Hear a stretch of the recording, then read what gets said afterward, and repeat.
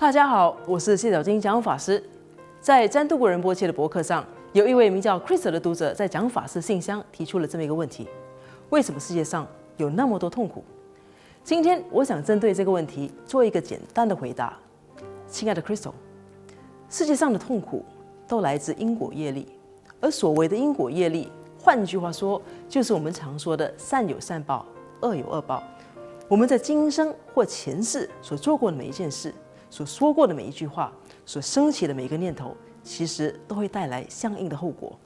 良善的行为将迎来善的果报，而邪恶的行为则迎来恶的果报。一切众生无可避免的都会受到因果的制约。我们今天所遭遇的痛苦，其实都来自我们过去所造下的恶业。什么是恶业？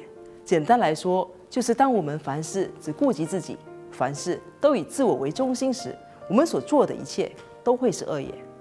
当我们以自己为中心，凡事都以自己的快乐为首要考量，并将此作为出发点来付诸各种行动的时候，我们的行为一般上都会对他人和周围的环境带来负面的作用。反之，当我们不以自我为中心，能够慈悲待人，能够行善积德的时候，这些行为就是善业，而善的行为自然也会给我们的未来带来好处。自我中心源自贪、嗔和痴，这就是所谓的三毒。一切的负面情绪其实都可以归纳入这三者。只要我们一天还未看清事物的真实本质，我们一天就依然会升起贪、嗔、痴三毒，以及各种由此延伸的情绪。问题的症结在于，我们往往认为世间万物能独立存在，所以自然而然的就会根据这种错误的想法来做出种种行为判断。事实上，世界上的一切并不以我们一贯认为的方式独立存在。万物的存在其实是相互依存的，这就是我们所常听到的缘起性空。佛教的目的就是让我们明白这一点，好让我们能面对存在所必须经历的各种痛苦。在佛教中，我们称众生所存在的世界为娑婆世界。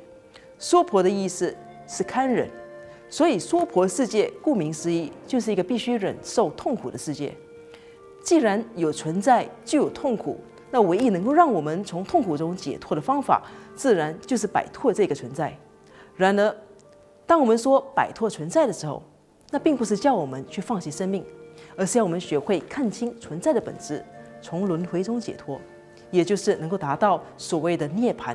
那是一种能灭生死、灭烦恼，而达到解脱无为的境界。佛陀的教诲就是引导我们朝着这个目标前进。我希望这些解释对你能有所帮助，谢谢。